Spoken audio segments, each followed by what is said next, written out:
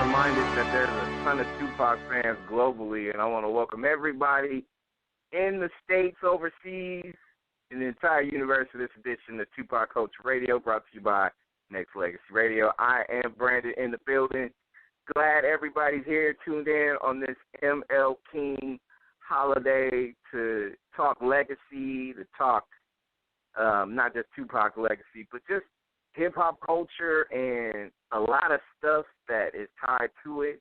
And I think it'll be dope just to be able to have a guest that I have to hang out with us, to kind of give us some conversation and with a lot of the DVDs that he kind of helped usher in as a director as well, but just some of the stuff that we see out in general when it comes to the death of not just Tupac but Biggie, and how they are intertwined and how they will probably remain that way, not just being unsolved murders, but also just the legacy as far as what these two gentlemen have. But we're going to spotlight Tupac, obviously, talking about not just the DVD that this man is actually coming out. This will be the third installment of the Tupac assassination, Battle for Compton.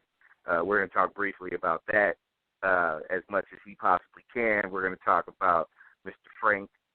We're going to talk about that. We're going to talk about Death Row Records. We're going to talk about Tupac being in the Rock and Roll Hall of Fame, and we're going to talk about Tupac's movie that's coming out on his birthday this year. It's going to be a very active opportunity for all the listeners out there to listen in globally. So it's going to be a cool look. And, you know what I'm saying, got to say what's happening to my man, Mr. R.J. Bond, who's listening, who's live with me, but not just that, he's live with a lot of people, I guess, stayed up, like, because, you know, it's different time zones overseas, RJ. So you got a lot of people in Japan and Australia listening in too, sir. So welcome to the show. Hey, thanks for having me, man. I got to tell you, until the end of time, that's the unreleased mix. I heard that, and it's great because we just interviewed Daryl Harper yesterday. And for all of you who don't know, that background vocal that was on that was Daryl Harper and Hurt 'Em Bad doing that together on Until the End of Time. But great bumping that one. I enjoyed that.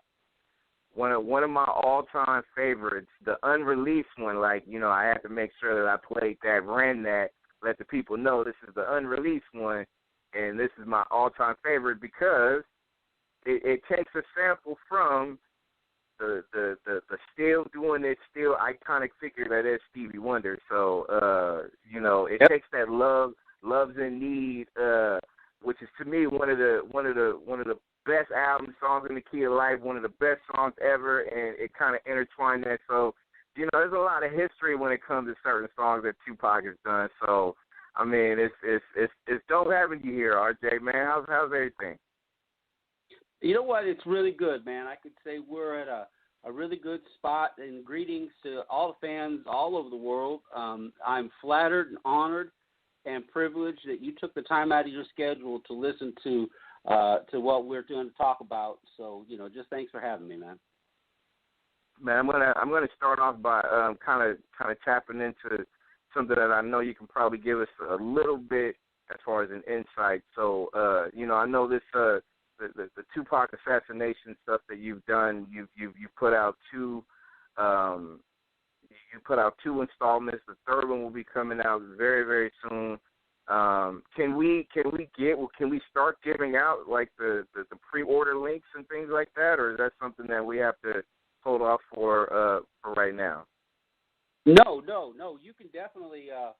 My distributor would be very happy if you did. They're on Amazon. You can order them through Amazon.com, and I'm sure there's a Amazon UK and an Amazon Japan that you can pre-order those. They are up for pre-order. So go ahead, please give those links out.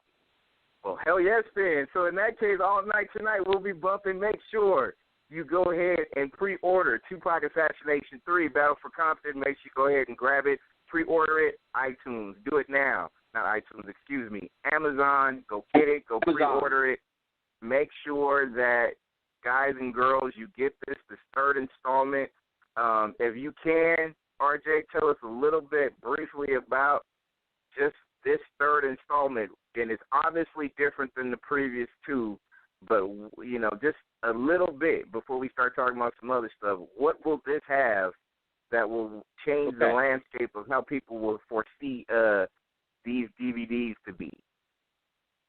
Well, when we did the first assassination movie, we sat down and we tried to be really bullet point about things that happened and really wanted to lay out a roadmap of what we believed at the time was the means, motive, and opportunity, for certain individuals to do the things that they did. And when we did Assassination 2, we wanted to bend it a little bit because it wasn't so much about the murders themselves, but so much how it affected the people around Tupac. And, we're the only movie that ever shot out at the Tupac Shakur Foundation. We're the only movie that the family has come out and watched. The family came out at the Atlanta Film Festival, Spaghetti Junction, and came out for a screening of the movie. Those are some things that we have a great distinction of most of the documentaries about Pac that are out there. And that was due to Frank's relationship with the family, and I believe because, when you tell the truth, that's just what resonates with people. So we set that all up, and for a period of some time, we took a step back and watch the waters flow. Just let's see how the river ran, see how people reacted to it, see what shook out, see what new leads would come up. And there were a lot of new leads that came up. And so Assassination 3, it's been 10 years since the first Assassination came out, and we felt like, things run in trilogies. You see part 1, part 2, part 3. And we just said, right. You know what, for part 3, let's just burn the house down. And that's what's going to happen in this movie. We're going to burn the house down. And when you say yeah. No, I was going to say, RJ, when you say burn the house down, are you talking about information that has not been volleyballed around? And I say that really in those terms because, there's a lot of documentaries out there, as you well know. There's a lot of speculation, as you well know. There's a lot of stuff out there that people say they know, but do they really know? Do they really go behind the scenes and do some investigating and peeling that onion, I guess you could say?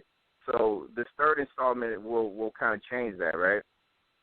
Yeah, I'm glad you said that. Not only do we have a lot of facts in here, but, we back up everything we do with documents, witness testimony. I mean, we don't just casually put some things out there. And recently, a lot of the fans have been putting out a statement that I'd like to, make almost like a chant that I wish everybody would say.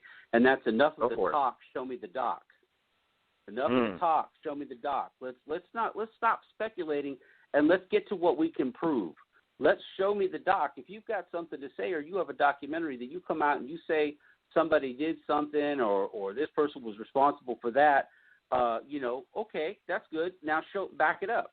Show me how you can prove it. I think there's too much speculation and too many people that pretend to be members of ranking, official bodies and that put out a lot of disinformation, and they just put out information that's just bullshit, that's just not true, and they don't. And what's funny about it is that they put it out there and they don't put a single document out to back up what they've said. Like you take Murder Rap, for example, you take a movie like that, there's a lot of stuff that was said in that movie. At the end of the day, how many documents have you ever seen from that? How many documents have they ever put out online? Maybe 2. And what they did put out, they did a show called Case Closed. It's up on the internet now, but it was on Reels TV. And R.J Benza, who's a very, very popular investigative journalist, he read through the whole Keith Davis statement. He didn't believe it. He put that on air. He put that on the air that he didn't think was credible. So when you look at a document or you look at a documentary, the root word being document, right. You should document what you have. And when people publicly call you out to produce the documents that back up what you say happened, you need to do that. So enough of the talk, show me the doc. Tupac assassination, it's 3, but we kind of took the 3 out of it and called it Battle for Compton because it seemed to be a lot on the cover. You know what I'm saying? Mm-hmm. So RJ, let me ask you this. Let me ask you this, because what you just said makes absolute sense, 100%. Because you take, and you mentioned Murder Rap, there's a lot of other documentaries that has been out and has surfaced since, ever since, the mid to late 90s, there's always a documentary about something going on with something and things like that. And you mentioned paperwork, right. You mentioned documents, you mentioned, and it's deeper than that. Because me, and as a journalist guy and as a fan of Tupac, and I'm looking at certain things face value, so I take it for whatever it is that they give me. But you just mentioned something that kind of stirs the pot, in my opinion, just for the simple fact that when you think about what you just said, as far as people to produce paperwork stating that this person said and or did XYZ in regards to all of this, you think about that.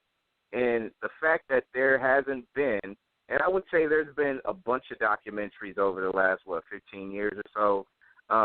Sure. And I would say, how many has produced actual documents or paperwork or sworn statements or anything? What's the percentage of that?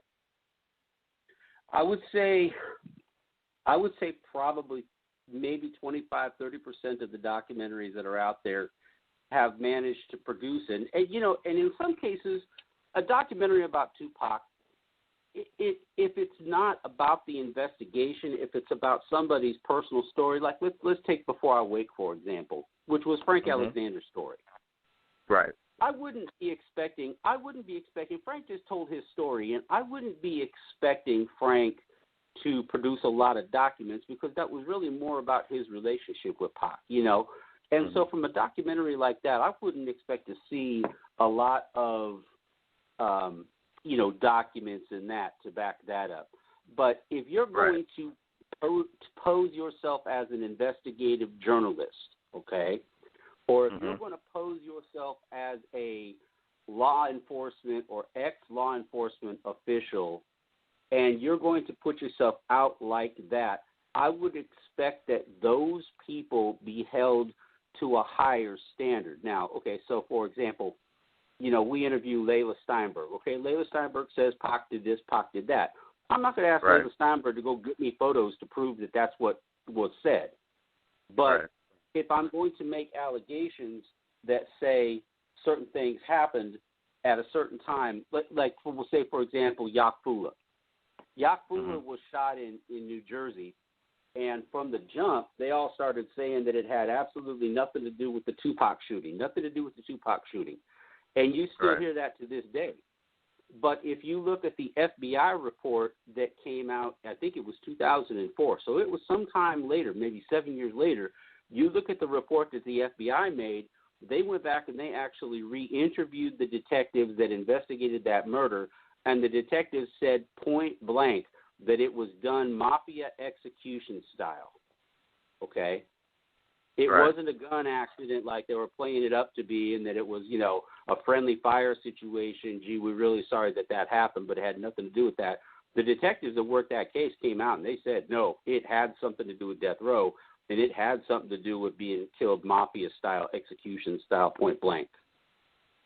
So these are the things that need to come out. These are the things that separate the fiction from the myth, and as documentary filmmakers, we're gravely irresponsible to put out an entire 2-hour documentary saying that, making the claim that 90% of the movie people have never seen before or never heard this information.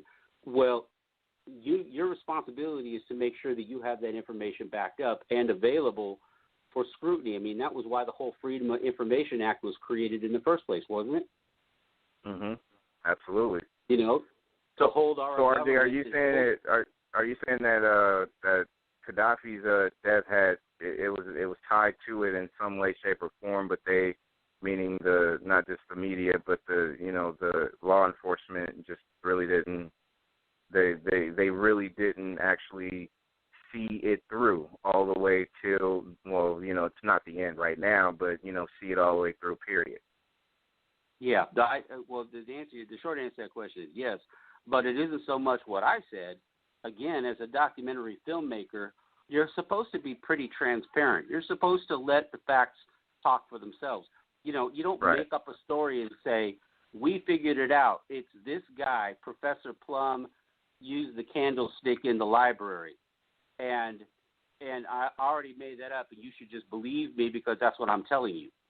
as a documentary filmmaker, you watch any good documentary, like a Michael Moore documentary or some other documentary that, is really good. They just kind of lay it out. They just lay it out, and, they're transparent. It's not about an agenda. It's not about, I'm going to prove to you that what I say is true. Michael Moore is great about that when he puts out a documentary where he just kind of tells some stories and gives some stories about some people, and then you draw the conclusions based on what he's given you. But you can't do it the other way around. You can't say, I'm going to prove to you X because I figured it out, and you just need to believe me. We need to be transparent. Gaddafi, I didn't say Gaddafi was related to the death row thing. The detective said that, and the FBI said that. And all I need to do as a documentary filmmaker is bring that forward. Right. And that's all that we need to do. So you really, with a documentary filmmaker, you got to get yourself out of the way. You got to get out of your own way and get your ego out of the way. And as a documentary, not just person that is facilitating it, directing it, making sure everything is kind of lined up and layered out. I think you made a perfect point by saying that you got to put your ego aside, and it's bigger than just you. Because RJ, I don't know about you, but I think the death of Tupac is until literally there's a smoking gun, meaning that it's been many years since that has and will happen, and it hasn't happened. I think until that literally, or there's videotape footage of it, I think people are going to be uneasy, or they're going to be unnerved by this death, not just because it's unsolved because of who it is, but because of the manner in which the Vegas and L.A. police departments and anybody that investigated in this got problems. Everybody says, especially back then, Death Row had L.A. cops on the payroll. They had so many different things that was tied to it. It was done at a point in time where literally it was like in the 90s, especially when Death Row rose so quickly, the rise and fall of it just made it feel like it was mafia type.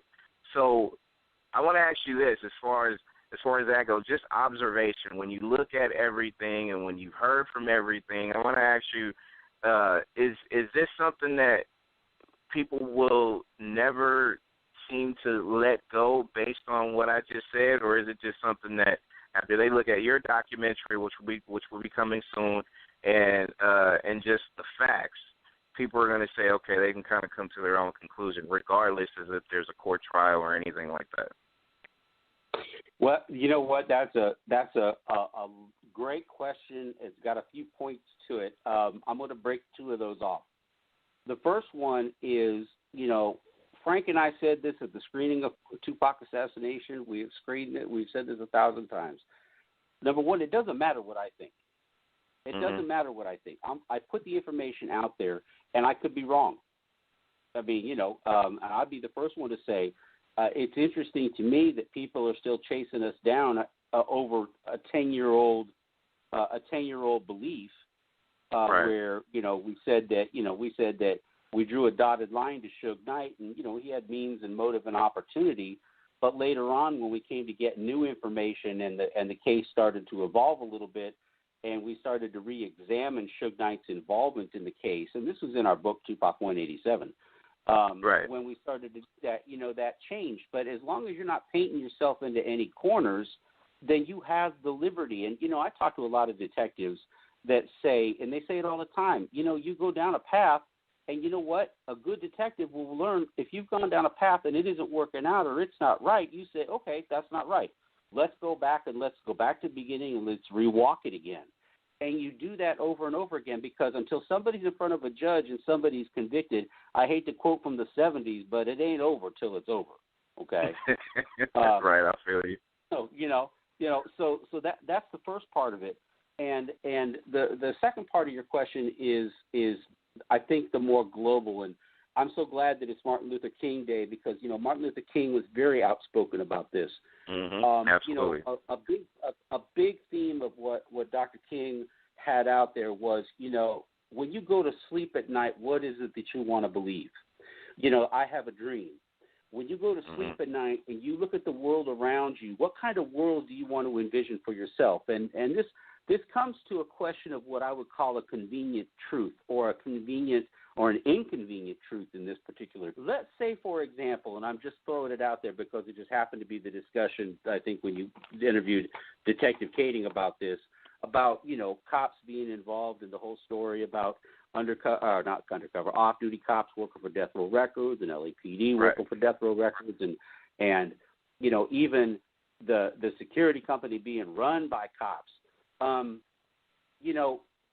When you go to bed at night, part of the reason I think that the alternate theories, maybe about Orlando Anderson or a single shooter or a gang war, I think that those exist a lot because when you go to sleep at night, do you really want to believe that there are crooked cops all over the place, or that crooked cops would be able to, I won't say they did it, but to participate in it or be any part of what was going on? That there is a crooked legal system out there. Dr. King addressed these very thoughts many times. The belief in the government, the belief in that, and you have to ask yourself, when you go to sleep at night, what would you rather believe? And I think that a lot of people publicly are willing to believe, even if it's not true, they're willing to convince themselves that it is because it helps them sleep better at night. Right. And so when Assassination Battle for Compton comes out, we're going to push some inconvenient truths on people. And I don't think that people are going to come out of the movie happy. I think they'll come out of the movie changed, but I don't think that they're going to come out of the movie happy because we put out some truths that are just inconvenient. And so you have to get your head wrapped around that. But I think how much more appropriate we talk about inconvenient truths. Dr. King did nothing but talk about inconvenient truths in challenging the system, and what people were willing to accept at that time, the okie doke. And you have to change your way of thinking and be willing to accept for real change to occur. You have to be willing to accept an inconvenient truth and then deal with it. Wow. R.J. Bond, director of Tupac Assassination, Volume 1, Volume 2, Volume 3, Battle for Compton. Pre-order it right now. You go to Amazon.com. It is available to pre-order. Do it now. I did it earlier today. I want everybody to do it because this will change the perception that a lot of people have from watching other documentaries and documentaries that literally just came out or was promoted as well. And I'm standing corrected also. Just some of the stuff that I talked to you about off air and some of the stuff in general that I'm really starting to pay attention to. I mean, I may be a young journalist, but I'm young enough to know, like, hey, you know what? This needs to be revisited, or we need to see this again just so I can be able to have another fresh pair of eyes, fresh pair of ears, just so I can see and hear certain things as well. And I want to ask you how I would still continue to say no Frank Alexander, because even though he has passed, everybody, knows of him, but you knew him. So I want you to talk to the listeners a little bit about your relationship with Frank. Well, I think that we talked about, and my writing and producing partner, Mike Carlin, actually, he said this to me one day. We were sitting there, and he said, RJ, if anybody has standing to talk about these issues, it's definitely you, because you weren't an outside journalist just looking in at everything. You weren't, somebody who picked up a magazine one day and said, hey, I'd really like to write about this subject, and you just started writing. I met Frank Alexander in 1997. I met him just immediately after the events in Las Vegas happened. So I was there during the time that Frank was working through those issues. Frank and I lived together. We shared a house. Frank was the godfather. I keep saying is because I miss him greatly. Frank was the godfather to my eldest son. There wasn't a day that went by that Frank Alexander and I didn't talk on the phone 2-3 times. And so I was there with him during that entire time. I was privy to phone calls that were made. I actually have possession of many of the recorded phone calls that Frank Alexander made with people that were calling in from Death Row Records at that time and Chuck Phillips at that time. several of those recordings are actually in Assassination 3. You'll get to hear some things that, some people put out there that actually disprove those things. But my relationship with Frank, we were like brothers.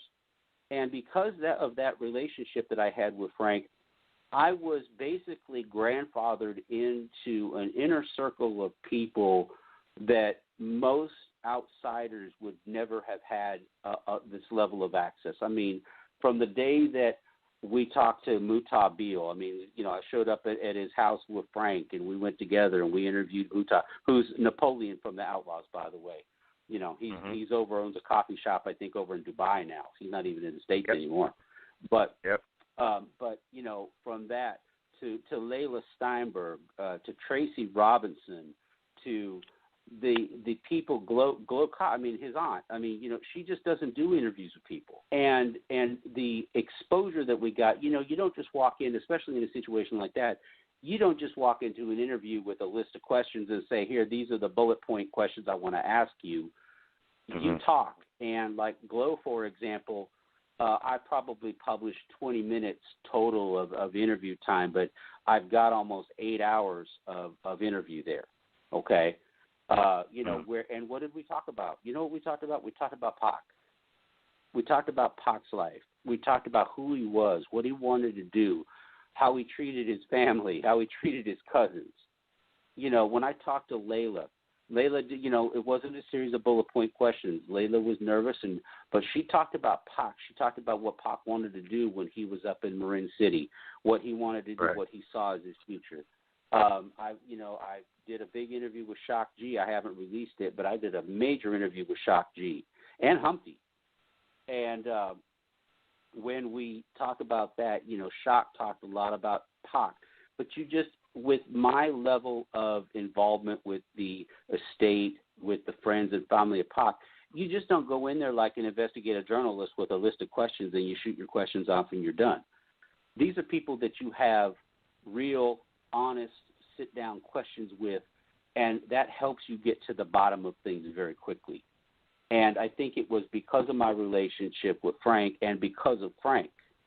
But more importantly, it was because of those people's belief in Frank. There's a lot of people want to run Frank down, want to say he wasn't honest. They want to say that he wasn't truthful with Pac. He wasn't that. I would be hard-pressed to find a guy who would be more upset if he knew somebody was lying about something than Frank. Now, I can't say that Frank never lied. We know that Frank was asked to lie to the police from the moment that Pac got shot. He was asked to lie. He was asked by Reggie Wright to lie to the police. And so we know that he did. So, you can't say that Frank never lied, but every single one of us has lied. Let's be honest. Absolutely. So to take one or two events and use that to define a man, I think is wholly unfair. And I think that Pac's family, Pac's friends, his closest friends, Tracy Robinson's closest friends, business partners, they saw Frank as a man of good character, of good moral character, and they were willing to help him out on a project he was doing. And more important, they were more than willing to help him keep looking for the truth wherever that truth might take us. Wow. What was his relationship, as far as just your conversations that you had with Frank? What was his relationship with Suge Knight? Well, I'll tell you. Let me tell you, it was a complex relationship. Okay. At first, and I think Mr. Kading said something, and I won't disagree with him about this. And it's probably one of the few things, if anything, that I would disagree with him about. But all right.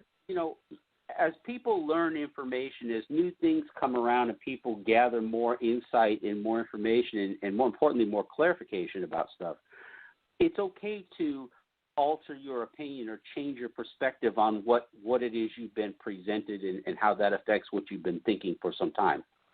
So I think that Frank and a lot of the security guards were very naive. They worked for Reggie Wright. They worked for the head of the security company. That was what they knew. And they had their experiences and their conversation with Pac and all that. But at the end of the day, I would not have expected Frank Alexander, being the security guard working at the studio, to know the intricate financial business relationship between Reggie Wright and Suge Knight. Okay? Mm-hmm. You understand what I'm saying? Does that make sense to you? Yep, absolutely. Okay. But as time goes by, he's not working for Death Row. Years go by. Death Row bankruptcy gets filed. He starts seeing the intermingling financially between Reggie and Suge, or he starts seeing other things and talking to other people, and he learns more about what was going on behind the scenes. Well, his feelings about Suge Knight changed, and they became worse because at the end of the day, you know, when you're the CEO of a company, you know, the buck stops there. It stops with you. Suge Knight was the one who put Reggie Wright in charge of security, and if there was a failure of security in any way, shape, or form, you know, that's the fault of the head of the security company. And so if you're a guard and you're not getting the guns or the radios or the equipment that you need, I mean, you know, you can't go down to Radio Shack and buy another radio if you know you don't have one. You know, if you're the head of the security company and Suge's responsible for that, Frank started to hold Suge accountable. He didn't blame him. He didn't say he was responsible for the murder. We said that he had motive and opportunity. Sure did, and that still stands. But he held Suge accountable, and I'm going to draw a good parallel to this, much similar to the way that Pac held Biggie accountable for what happened to him in New York. Pac didn't say that Biggie shot him. Pac never said that, and no one's ever said that. But he held Biggie responsible for it because he felt that Biggie should have been on his guard. He knew New York. He was a guest, and that Biggie should have protected him better, or at least not put anybody in the situation that they got themselves into. And so when Frank changed his point of view about Suge and about Suge's involvement with it, it made him very angry. And he became more angry about it. And it was in 2000, and I want to say it was 2008. That could have been 2009. I'll double check. I think it was 2008. Frank and I went to a convention in Las Vegas called the Magic Show, and that was a fashion show that's the biggest fashion show in the United States, and it's in Las Vegas. And all the designers come there to show off all their clothes. Well, Frank was actually bodyguarding a very famous designer that had a whole line of clothing at that time, and he was one of the guards that was assigned to be there at that magic show. And as usual, because Frank had concealed carry permits in California and Nevada, much people don't believe that, but it's true. He was fully armed. He had a gun on his side and a gun in his at his ankle, and he was there protecting the owner of that company. Well, so I was there. I'd come with him, made the ride up there, and as always, we were joined at the hip. So I'm just hanging out with Frank while he's doing his bodyguard work. Well, somebody comes running up to Frank and whispers something in Frank's ear, and I've never seen Frank's face change from happy to serious so quickly. And I said, Frank, what's wrong? And he said, somebody just come and told me that Suge is in the other aisle, and Suge's coming this way. And I said, okay, what do you want to do about that? He said, that man comes anywhere close to me and even looks me in the eye, I will shoot him dead on the spot right this moment. I will kill him. And I had never heard Frank say those words, and knowing him for 10, 11 years, I had already known him by that time. I had never heard him say that. But I know for a fact he would have dropped Suge Knight. Amazingly enough, Suge decided to turn left rather than turning right, did not come down our aisle, and that situation diffused itself. Now, me being the guy that I am, I tried to make light of the situation. I told Frank, I said, well, if you're going to do that, let me go grab my camera first, okay? All right. You know, well, what valuable footage that would have been, right? I could have sold that to TMZ in a minute, I think. Oh, yeah, TMZ would have loved that one. They would have ate that up real quick. But I'm going to tell you, that was the level of responsibility and liability that he placed on Suge for putting any of them in that situation and in any way, shape, or form getting away with it or anything that he thought at that time. But I'm here to tell you and tell all the fans out there, there was probably 30 feet away from Suge Knight being killed in Las Vegas by Frank Alexander. Wow. And he was happy. Wow. He said if he got shot, it was okay. It was his day to go. And if he went to jail for the rest of his life, he said he could go with it with a mind that was at peace. Wow. Wow. That was true. RJ, let me ask you this, because, you know, processing this to me, especially like, you know, everything that has transpired prior to Pac's passing and afterwards, it always takes a lot of us who is diehard fans and supporters of the Tupac legacy. We all like, every time I talk to you, RJ, I just kind of process stuff. Like, I had to think about a lot of stuff that when we had our conversation a couple days ago, but I'm over here thinking, and a lot of it just had to do exactly why Frank was just so irate with Suge, with just the simple fact that he dropped the ball, right? I mean, you know, I think we all understand the fact that something as far as security-wise that night in Vegas fell so far off that, you know, there's a lot of resentment that I think a lot of Pac fans have against that security group and Suge and not Frank, but Reggie White and just in general. Just like a lot of people just kind of is unnerved by it. But I think Frank was irritated of the fact that he dropped the ball and let Pac die, literally, right? Well, I mean, here's the thing. You know, when you work for a company, you do what that company tells you to do. That's what you do when you're employed. And there might have been a situation where Frank might have been able to speak up and say, let me go get my gun that was in the car, you know, when they got to the Lexer Hotel. And I know cops, I know people that probably would have said, and again, I'm speculating, but that would have said, I'd rather not be a bodyguard and I would rather not do this job. In fact, I'm going to walk away from this job because you're not giving me a gun.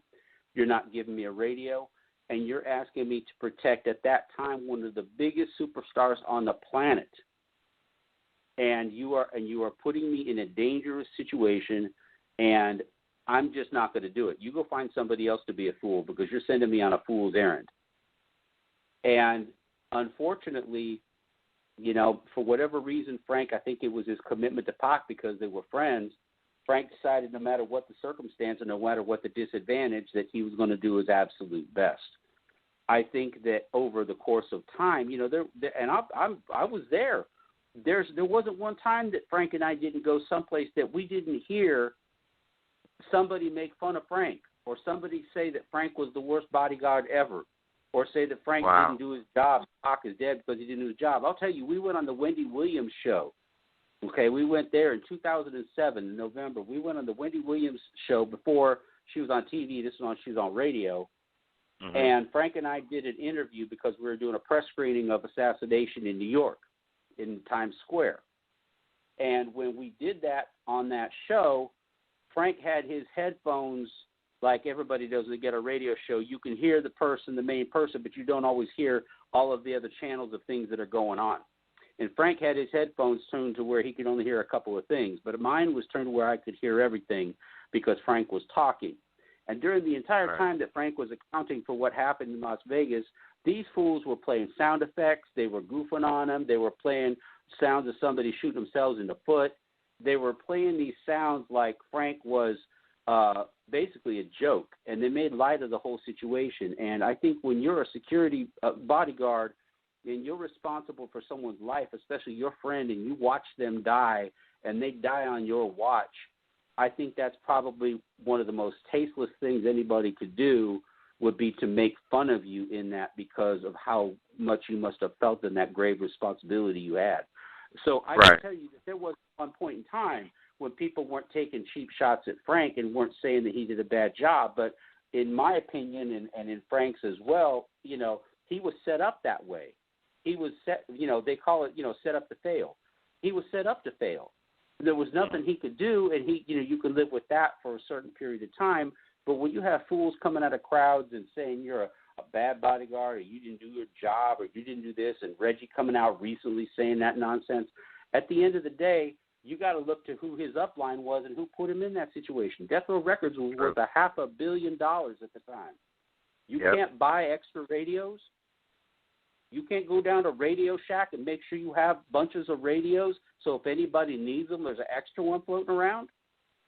Please, you know. See, and RJ, I think that's the thing that a lot of the fan base and a lot of media people and a lot of people in general is really just kind of like, you know, pressed on the fact that, you know, you just mentioned the fact that Death Row Records was it. It was the hip hop Motown of the 90s. It took everything by storm. The money was flowing. Everything was 100% when it came to the success of that record label. And a lot of people to this day, like you mentioned, like that had to have a hell of a toll on Frank after Pac died. And literally, there was so much in his head as far as, you know, I don't know the guy, so, you know, you do. So just a mental wear down of just that in general, man, like that had to take a toll on him emotionally and lose sleep and all that stuff for a lot of years of his life, right?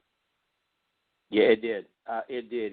I never told Frank this to his face, but anybody that would ask me about Frank, I would say that Frank was a tortured soul. You know, you relive that memory in your mind over and over again when you go to sleep, and you still think to yourself, what could I have done? What could I have done differently? What if I hadn't have done that? What if I, you know, a lot of people don't know this about Frank. It doesn't go talked about very often, but, you know, Frank saved Snoop and the Dog Pound in New York when cars came by and opened fire on that trailer that they were in. He got them all out of that trailer. Mm-hmm. You know, Frank was a hero. Suge would run around saying, Frank, they're calling you a hero now because he saved all of them. He saved their lives. And so when you have a guy that goes from that to having the biggest rap star in the world killed while you're responsible for him, that's a hell of a fall.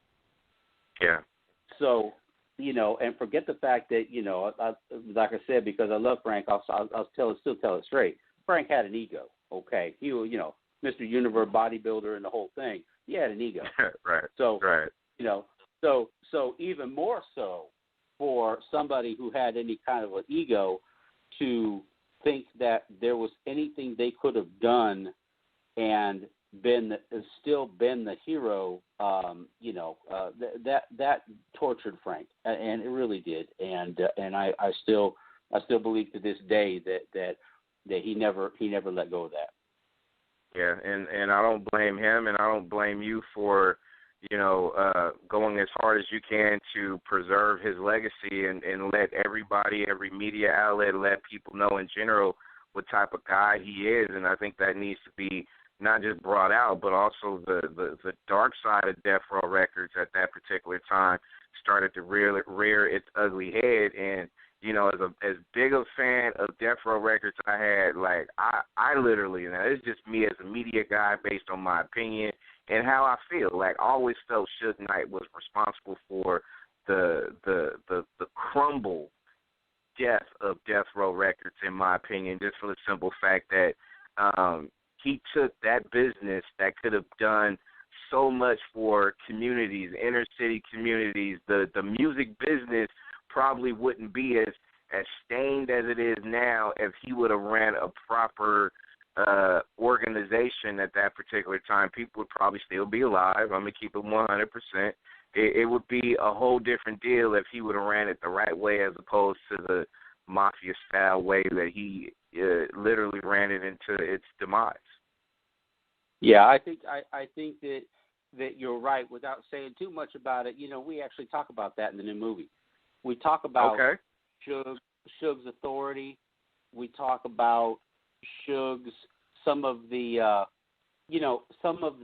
constraints, you know, that Suge had. I mean, it's no secret that Death Row was founded by drug money. It was founded by Harry O. and David Kenner owned half of Death Row Records. I mean, you know, You got a mob attorney running Death Row Records with you, and you got a mob drug kingpin or a drug mover in prison giving you money to start a record label. You know, it kind of goes along with it that there are going to be mobbish things happening around there. So, even if Suge decided that wasn't the cool way to go and go with the flow, that influence, and way of life is going to be there. And I think that it's a very powerful drug. Power, money, greed. Those are all very powerful drugs and very powerful emotions that could make you do things that maybe you wouldn't do. I mean, I hear things about Suge in the same breath I hear those bad things about Suge that that he did, and I'm sure that he did. But at the same time, I heard a story, with Daryl Harper yesterday, where Suge Knight said to Daryl Harper, he's back there mixing beats and he's eating popcorn and he doesn't have anything else to eat but popcorn, but he's mixing beats because he's just trying to earn himself a reputation. And Suge stopped him in the hallway and said, "What's in your pockets, man? How you doing? What do you got?" And he said, "Suge, I'm having hard times right now. I'm eating popcorn and drinking soda refills at the fountain machine because they're free. But that's it." Suge says to him, "You know what? That ain't going to happen anymore. You stop by the office tomorrow. I have a check for you." Gave him $1,000 that next day. Okay? Mm-hmm. That was the guy. Suge Knight was the guy that was giving out, turkeys and at Thanksgiving time to the people in Compton. So you hear these things and you try to rationalize in your mind, well, how do you reconcile that? How do you reconcile this guy that does these terrible things and holds a girl at knife point in Vegas and does the things that he does with this same guy who was generous enough to do these things for people, and yet, and the only way I can reconcile is to say, absolute power corrupts absolutely. Absolutely. And look at it this way, RJ. I look at it like this, because you mentioned the fact that Suge has done a lot of good things in communities, turkeys, and everything, and it sounds great. But I think you and I know that that's sometimes you gotta figure out, or you gotta understand, is it done because it's done from the kindness of their hearts, or is there an agenda attached to it? I think if we go through the history of a lot of I guess you could say corrupt guys, and not just the business of music, but the drug business, the whatever business that's not legitimate. Like, I think Al Capone did that too. I think he gave a lot of goodwill to a lot of neighboring people and shit like that, right?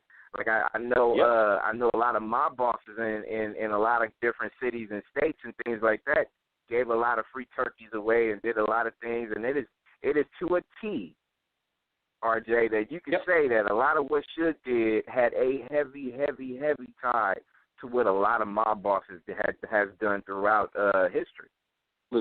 Absolutely. I will agree with you 1,000,000% on that. But again, that's not to say I unfortunately can't jump in somebody's head and question their motives. But I can tell you that to Daryl Harper, that made all the difference in the world. Okay. Yep. And to somebody who didn't have a turkey at Thanksgiving, whatever motive that Suge Knight had for doing what he did, those kids that got to eat a turkey dinner that day that wouldn't have had one, do you think they care? They didn't care. They were just glad that they had it. Exactly. That's what puzzles people, and that will always puzzle people, I think, to the end of time, because a lot of people that knew, and Pac was kind of the same way. They had this Gemini quality where for every good story you'd hear about Pac, you'd hear something negative, And everybody's got that, I think, to some degree. I have my good days, I have my bad days. Ask my wife about me. She'll probably tell you the same thing. She'll say, like, what are you saying good things about RJ for? He didn't take out the trash last night like I asked him to. Things like that. No doubt. No, I hear you. R.J. Bond, that's true. R.J. Bond's our guest. Tupac Legacy, brought to you by Nexxlegacy Radio. You can make sure that you pre-order Tupac Assassination 3, Battle for Compton. It's available for pre-order right now. You can go and pre-order it. I said it earlier. I did mine. I suggest everybody go and do this too. If you're a Tupac fan, this will change the scape of how you foresaw other documentaries. So I encourage everybody to go out and pre-order it right now. And we'll continue to do that all the way until it's released, which it looks like it's going to be late February, early March. So I definitely encourage everybody to go ahead and pre-order it now. Do it while you can, because I'm telling you, This will definitely be the hottest straight to DVD, Blu-ray that you're going to get in 2017. I guarantee you that. And let me ask you, RJ, about the legacy of Tupac. And I've always struggled, and I've always thought about just especially with Afeni's passing and even before, that Tupac's legacy, in my opinion, not just music-wise, because the music business is all fucked up right now. It's just, in my opinion, it's just, it's on its last legs, in my opinion, as far as just the way and the manner that music is promoted and marketed and even done for the most part. But looking at his legacy, not just his music legacy, but his entire body of work, I feel like as fans and as media, we let him down a little bit to a degree. But the resurgence that I think a lot of people are starting to get as far as educating themselves on Tupac and his music and his history and what he stood for has been resurrected, I guess you could say, by the fact that he is now an inductee of the Rock and Roll Hall of Fame, which props up top for that being done. And also the movie that's coming out on his birthday, which is highly anticipated and highly speculated that, it will go either way. It would either be a very good movie or it will be a very bad movie. There's no gray area when it comes to that goes. So what's your opinion about Pac's legacy, and what's your take on what you see in general just for, Rock and Roll Hall of Fame and this movie that's coming out? What's your vibe that you get in general as far as how you feel about Tupac's legacy? Well, let me start by saying that great observations, everything. I mean, I almost could repeat everything you said verbatim, in terms of what I believe. But to me, it's all about timing. They say that about everything in life. It's about timing, being at the right place at the right time. If you look at Tupac's music and Tupac's life and his death, I mean, that was 1996. So here we are 20 years later. If you were 10 when that all went down or younger, you'd only be in your late 20s, maybe 30 years old. Mm-hmm. So there's an entire generation of people who not only don't know who Tupac was, they're not familiar with his music. All they know is it's kind of sad because we see this a lot with John Wayne, or we see it with Marilyn Monroe, or Charlie Chaplin. We see this with figures that are bigger than life, and then they die, and they somehow become a cartoon. They become kind of a caricature of themselves. Right. West Side. You hear that a lot. It's like, and I really don't know that people know who Tupac was as a person. I worked with Atron Gregory, who was his manager, on a movie called Tupac: The Early Years. Lord willing, that's going to come out whenever Atron decides it's going to come out. Lord willing, it'll come out soon. But the entire movie was about Tupac before he went to death row and what he was like before he went to death row, and that gives you so much insight. And I wish for this generation of people, anybody under 30 years old, that just all they see is California Love, or a drawing of Pac, throwing up his middle finger. That wasn't what he was about. So again, timing, I think, is everything. I think it's time that a new generation of people be exposed to his music, and that's where you're going to really see his legacy. Because if you're not around, but your music and your story and what you stood for still exists and still resonates with the next generation, then you have a legacy. Let's draw this back. What are we celebrating today? MLK. You talk about a legacy. He's been long gone, but his thoughts, his feelings, his speeches, things he said, they resonate with each new generation. So when you talk about what I think about Pac's legacy, I think it's only getting started, because we're in the first generation of people who didn't know him or weren't necessarily around. They didn't wear the parachute pants and, didn't have their hair spiked up. I did. I didn't have my hair spiked up, but I had the S-curl, though. I had the S-curl, but... had the fade. Yeah. But, the Gumby hairdo at the time. Oh yeah, we rocked that heavy, no doubt. Yeah, that's what I'm saying. So when you look at that, for those that weren't there, I think the biopic coming along is going to be a good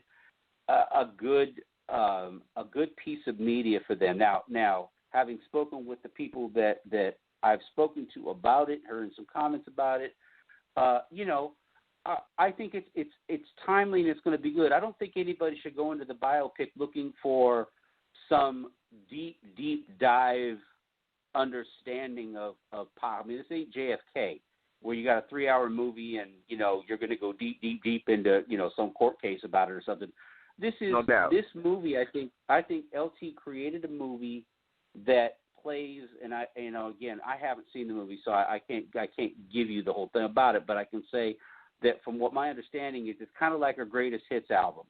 Okay, it's going to introduce you to this guy. It's going to tell his story to people that have never heard it, to people that may have heard parts of it, but to try to set the story straight, even basic, and then it will be up to people like you, people like me, people that want to learn more about him, the way he lived, the way he died, and understand that and take it deeper, take a deep dive.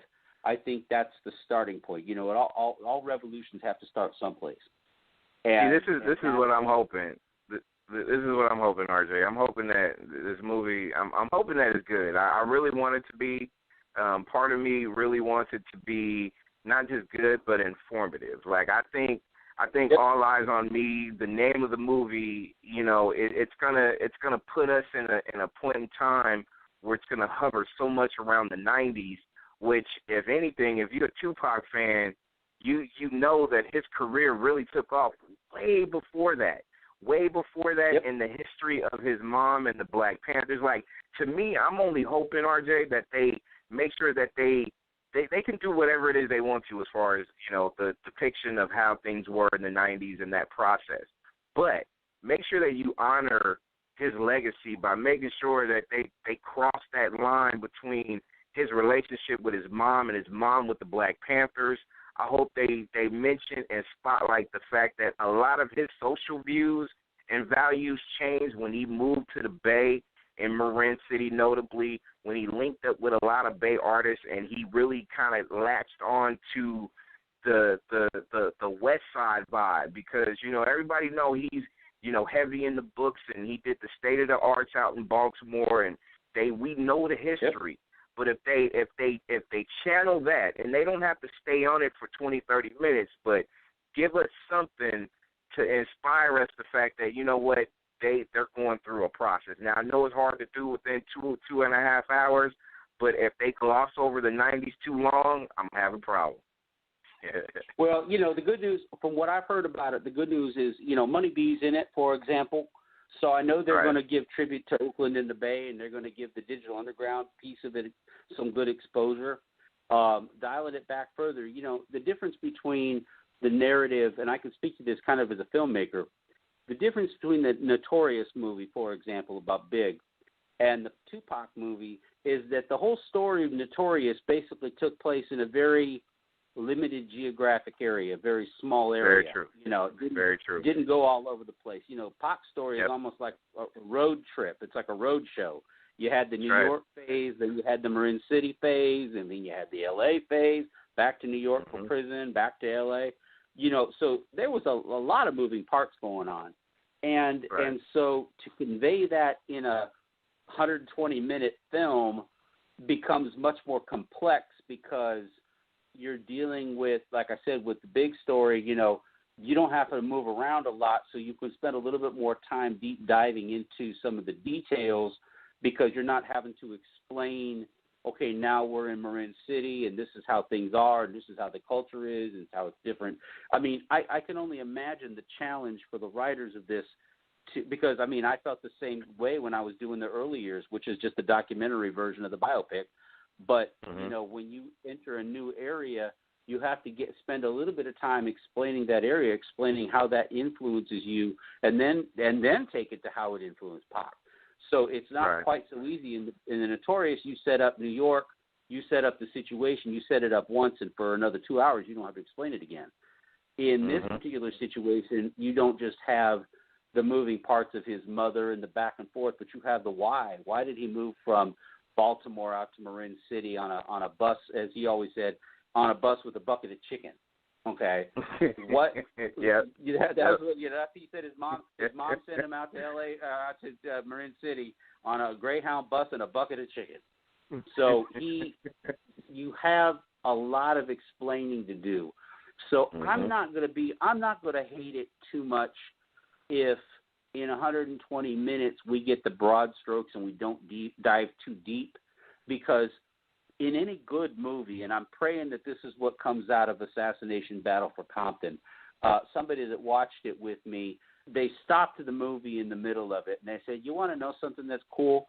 And I said, "What?" They said, "I haven't watched half the movie because I've been sitting here trying to talk to you about it, and we've been talking." And that's what's so important about a good movie. A good movie inspires conversation. It gets the conversation started. Right. And that's what I think. And so if it accomplishes only that, my friend, it's a home run. And if it ties together, it's gonna. Again, I think you and I both know this to be fact. It's either going to go one way, or it's going to go the other. But with that being said, it will inspire conversation. It will inspire dialogue. It will motivate people to have an opinion about it one way or the other. I don't think we're going to go into this come June thinking that, it was just okay. It's going to be either or. It's either going to be good or it's not going to be good. And I'm cool with it. And I'm cool with that though. I'm cool with that just for the simple fact that it's going to get us to talk about it, because I feel like everybody that I know and everybody that knows Tupac's music and is diehards wanted to succeed, and they're gonna have an open mind. They're gonna have an open visual once they get into the theaters. The world of Tupac is the world of polarization. You're on one side or you're on the other. It was never middle ground with Tupac. And it reminds me of a saying an old preacher friend of mine used to say, "Make 'em mad, sad, or glad, but make 'em." And that was Tupac. That was Tupac. Make 'em. Make 'em mad, sad, or glad, but make 'em. So if this movie is a true testament to Tupac, and the movie comes out where some people like it, some people hate it, some people, you know what? It made them. And that's what I love about it. Straight up. Couple of quick more questions with my man R.J. Bond. Don't forget, make sure, and we'll say it all tonight, we'll put it on the website, we'll put it up there, Tupac Assassination 3, Battle for Compton, available for pre-order on Amazon. Make sure you go to Amazon.com, type in Tupac Assassination 3, or search Battle for Compton. You'll be able to see it. Go pre-order it right now. I did it. I suggest anybody that's big Tupac fans go and do it as well. And RJ, just for the sake of conversation, I mean, we know the rap game is just kind of dry right now. I mean, there will never ever in life be another Tupac, but I mean, who's out here now that you can say, hey, you know what, they do good music, or that person does good music? Who's out here that you listening to right now? Oh man, that's a tough question. The problem with when you get old, like I am, is that you tend to listen to older things. I think that there's a couple of artists. You know what? You're going to ask me another question. I'm going to think about that for a minute. Is that okay? I'll come back to that. because I could tell you, for example, like, ain't nothing wrong, any kind of unreleased Tupac stuff. I mean, I like to listen to the unreleased stuff. I like the stuff that, I prefer something that's got more age to it, Military Minds, maybe the original cut of that. Those are the things that I listen to. And it may be because I just had my head in this for 10 years that I'm just kind of stuck on stupid that way. My periscope doesn't go up enough to look at some of the new stuff. But I'll think about that. While you're asking me the question, I'll think about that. And I'll tell you. For sure. In the next question. That's a tough question. Hey, that's why I threw it your way, because it's a little tough for me to answer as well. Like you, You know what I'm saying? I know we're hovering around the same age or whatnot, so I tend to go backwards as far as listening to my hip hop because there ain't really a whole lot going on right now where I'm like, well, you know, that's what I was I'm saying. struggling. You kind of hit that on the head when you started. I mean, like Kanye, for example. I mean, you know, I like a lot of his stuff. I like a lot of Eminem stuff. I liked a lot of Eminem stuff earlier than I like now. There you go. But there you go. You know, but that's kind of how, you know, how I am. I mean, when I lock onto something, I tend to run with it until it ends. You know, I wish I could say that my iTunes was that, but you know, Tech Nine's another example. You know, right? Somebody that I feel is current and is somebody that you know addresses issues. You know, and again for me, I mean, this stuff I like to groove in my car too while I'm sitting on the freeway doing stuff like that. Kendrick Lamar is another example. I like stuff I like to groove to, but then I like the stuff that I need to think about. That leaves me with an impression that I need to think about because, you know, music is a way to convey a feeling, and sometimes I like to you know, I got plenty of time if I'm commuting in LA. You have plenty of time to sit in your car. You know, use your brain for something good. Think about it. You know, maybe it helps you figure it out. I'm gonna give you a couple of ones too, real quick. So I'm gonna give you Tribe Called Quest, the very recent release of Tribe, and the recent release of the Locks. I think some of the more recent stuff you gotta look for it to be able to pick and choose some of the stuff. But the recent releases of both those projects, it's pretty legit. I would just say, you know, dive into it, take a listen to it, and see how you liked it. But you know, I kind of grab that from there. So Q-Tip's still doing his thing, you know. Oh yeah. Still definitely got it. One more quick one before we let you go. And as a director, and we know this release to me, you know, because I got 1 and 2, and as I got to know you, or you know, as I'm getting to know you as well, like. I mean, I know you are you know, an avid fan of making sure that, you know, what you give your customers, I guess you could say, is legit. So as we get ready to purchase Tupac Assassination 3 on Amazon, and we get ready to listen to it thoroughly, or take a look at it and a listen to everything thoroughly, what are we going to come away with it? And how are we going to react once it's over? So when we take a listen to it and a look at it, and when it's done, how are we as Tupac fans going to walk away from this feeling? Okay. Well, before I answer that, there was one thing I wanted to put out there. You know, this has been a great interview. I enjoy sitting down and just talking heart to heart with people about, you know, what's good and what's current and what makes sense, you know, what matters. And right. You know, I heard it said, and this ain't the first time I've heard it said, but there are certain people that want to say, oh, R.J. Bond's just out there and he's got to put this down and do this because he just has to sell some DVDs. Okay. Well, you know, Mike Dorsey hit it on the head when he said, when you make documentary movies, you are not in it for the money. Trust me on that one. You are not in it for the money. Okay. You're most of the time, you're lucky if you get back your production and marketing costs. You're lucky if you do. Right. You know, we have not made a fortune on the assassination movies, not by a long shot. You know, I still got a job. I still do what I do. I still take other projects and work on other projects to keep the light bills paid.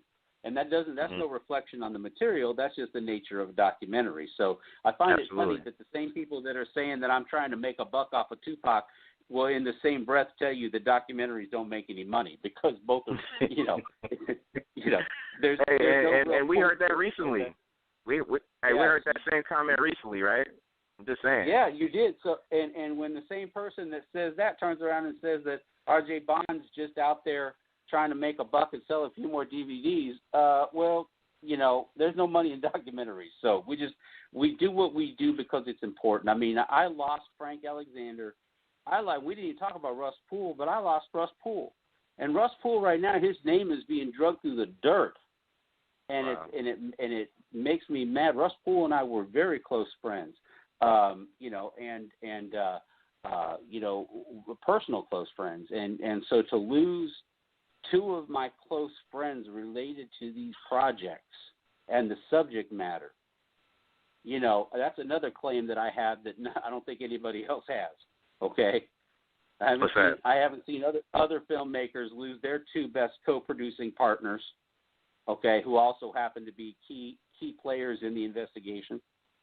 You know, I haven't seen that happen. So, you know, I stick in this. I stick in this because of my friends. I stick in this because I want to find out what the hell happened and why.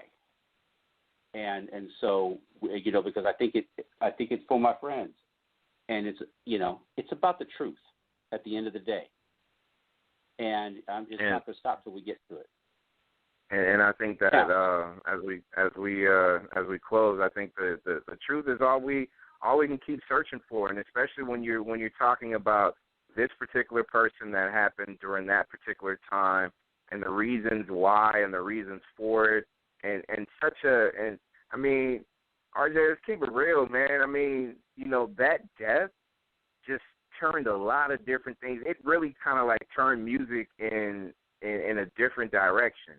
And changed everything, the Outlaws were never the Outlaws again, because so many people not just lost their lives. You know, we lost Gaddafi, we lost Fatal, you know, like the last year or so. But I mean, just a lot of careers changed. A lot of people lost a lot of different things based on his death, and you know, and that's why I think, man, it's hard for a lot of us to kind of let go of the fact that it was such a, you know, unnecessary death that people are still trying to hold on anything that has something to do with life. You know what I mean? That you know, the unknown still gives it life. You feel me? So it's different now. It feels different. Well, don't forget Big Sight. Don't forget Big Sight. And Big Sight. You know? Absolutely. Rest in peace. You know, but you know, I think you asked a question, and I'll tell you that I don't want anybody that watches this movie thinking that they're going to come away with a happy ending. Okay. The truth, like I said before, I talked about an inconvenient truth. The truth isn't always pleasant. The truth isn't always convenient. The truth may cause you to lose a little sleep at night. It may cause you to think a little bit more. But I don't want to make a movie with a happy ending if it's not the truth. You know, I don't want to blame the dead guy just because it's convenient to do that. Right. You know, and so when you ask me how are people going to come away when they watch this movie, I think people are going to be profoundly changed in the way that they look at the entire investigation. And I think that they're going to I don't think they're going to be happy, and I think there's going to be a call for more work, more investigation, more searching. And if that's the case, then I've done my job. But I don't want anybody that rents this. You're going to love the movie. Don't get me wrong. You're going to love the movie. But at the end of the day, you may come out of the movie, you know, changed, because I think this is probably the most transparent work that I've done. I think it's the biggest.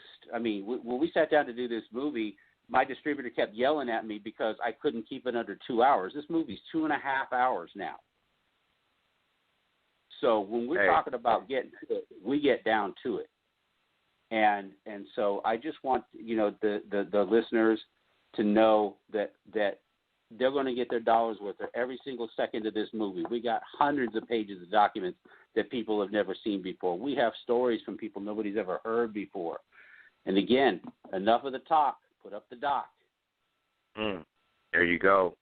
And in closing, I want everybody to make sure you go and pre-order.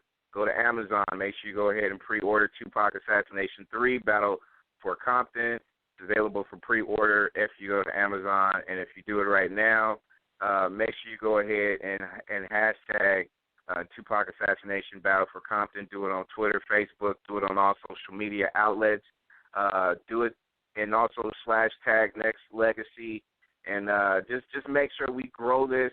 And RJ, I want you to come back the day after the release, so we can kind of go a little bit deeper as well, take phone calls in that process. So I'm inviting you back live on the air. So, you know, we got hundreds of thousands of listeners globally. So once we put this on YouTube, I know it's going to, you know, spark a lot of conversation. But I want you to make a return once it's released so we can be able to talk also.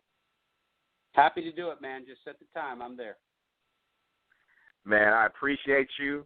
Thanks for taking the time. Hey, you gave me a lot to think about and to process. And, you know, from an interviewer to an interviewee, hey, you dropped the mic on me a few times, so I gotta process this whole thing, man. So I appreciate you. All right, brother. And again, if anybody, we do have a Facebook page up for Assassination Battle for Compton. If anybody's got any questions at all, they can just jump up to Facebook for Battle for Compton and go look at it and throw it out there. I don't block anybody from my Facebook page. If you give me a question I don't like or I can't handle, I'll tell you I don't like it or I can't handle it, but I do not block anybody from my Facebook page. So ask whatever questions you have, please. There you go. RJ, appreciate you keeping it real, and I will be talking to you soon, and I know our listeners will definitely be looking forward to, you know, asking you some questions as well once this is released and they've had a chance to view it. So thanks again, man. Continue to keep doing what you're doing. I know it's a gigantic task, and I know you're taking on a huge thing, and I appreciate you taking the time out. Thanks, brother. We'll talk soon, man. Take care. Absolutely. Appreciate the man, the director for Tupac Assassinations 1, 2, and the third one, which is available again. Pre-order it. Go to Amazon. Take phone calls. Emails. Keep them coming right here. Nexxlegacy Radio.